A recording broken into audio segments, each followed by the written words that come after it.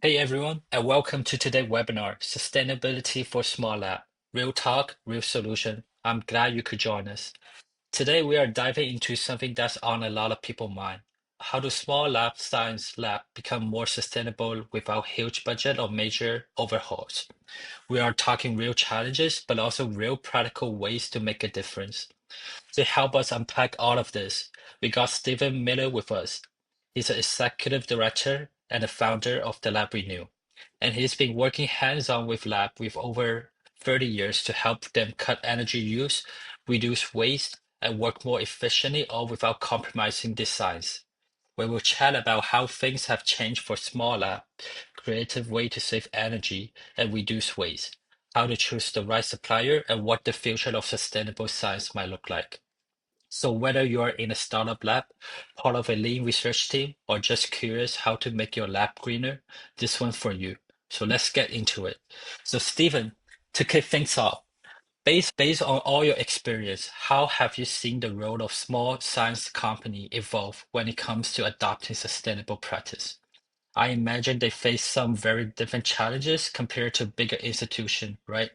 Yeah, it's a challenge for bandwidth, if you will, with people having the experience. So my role generally leave generally work with the lab manager, not the bench scientists.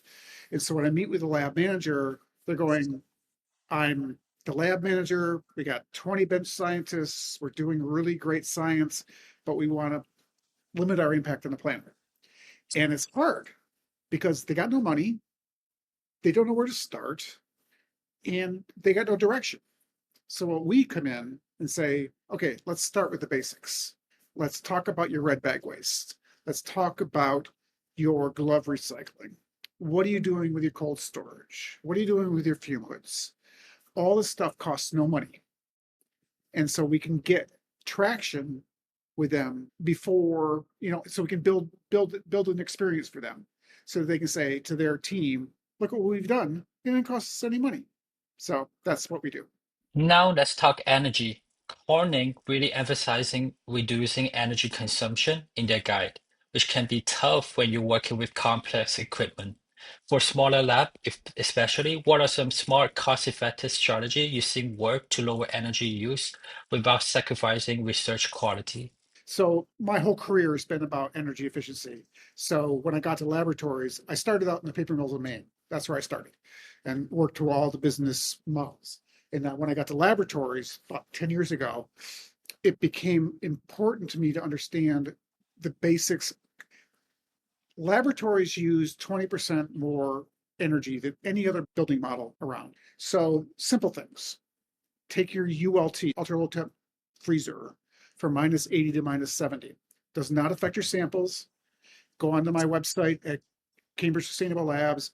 Biomed has a study that says that they did it for their hundreds of ULTs. It saves 25% of the energy. Make sure your fume hood is in the right position, 18 inches. Make sure your biosafety cabinet is on standby mode. All that stuff. And the utilities will give you money to do this stuff. I mean, to turn down a freezer from -80 to -70, they give you $1,000. To buy a new freezer that's much more efficient, they give you $3,000. I mean, so there's a lot of incentives here that can help people move forward, if that makes sense. So moving on, so sustainability doesn't just stop at lab bench. It goes all the way back to where you're getting your material. Corning talks about partnering with sustainable supplier, but for small lab that might not have big procurement department, how can they actually assess and build those kind of partnership? Yeah, that's a great question. So the pressure as a supplier, I mean, as a lab who buys stuff from a supplier, and I'm not going to name companies here because that's not what I do, but you can go to your supplier and say, I want to become more sustainable. I don't need on my green chemistry side of on my chemistry side of things, I want to move towards a more green chemistry side of things. I don't need to have all these toxins. On my plastics, I want to limit my plastics intake and I want to move to more glass. Those are the type of things that you can work with your supplier. And you really should push push the responsibility of that back onto the people that you buy stuff from. As a lab, you're spending the money, and they have the responsibility to respond to your requests. Is what I'm trying to Mhm. say. It's important, and and the solutions are there. They're just not obvious, and people aren't used to it, and so you need to push it. And when you push it further, everybody gets it. So, moving on to waste. So, we all know waste is another huge one. Lab generates so much plastic and packaging. Sometimes it feels impossible to avoid. So, could you share an example where you've seen a small lab make a big difference through waste reduction effort? Yeah. So waste is interesting. This goes back to the training that the education that scientists get coming out of MIT and Harvard and BU and all these other places. Um, and so they everything naturally they throw everything into the red bag Mhm. just because it's right there. And that's what we need to limit because the red bag waste is the most expensive waste in the industry. So what we want to do is to say plastics, packaging, let's compost it. Let's compost in your kitchen. Let's recycle everything else we can. And when you do deal with red bag waste, there's now companies that used to be, they would truck them to Pittsburgh and be burned. And now they're transferred to other places and they're put through an autoclave and they're made into plastic pellets and they make park benches. So that's the sustainability model that we want to encourage. Mhm. Even with the best system in place, lab culture is really what makes or breaks sustainability, right? So, what have you found work best when it comes to getting lab staff to consistently practice energy saving behavior? Like you just mentioned, closing fume hood or shutting down unused equipment.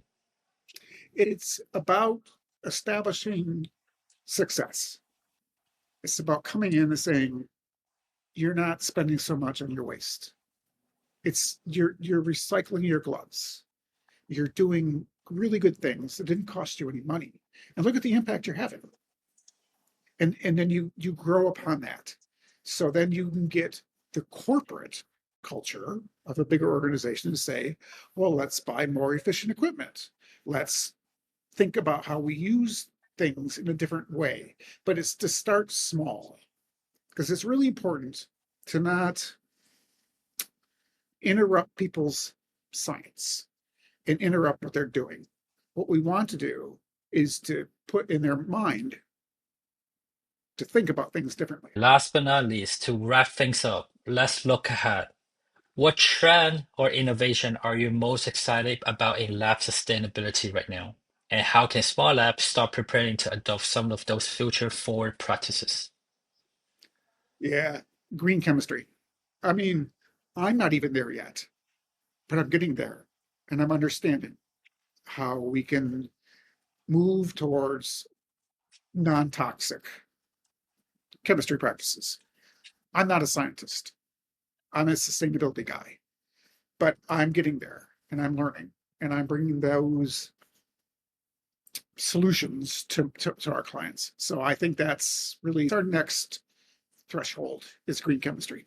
So here we go.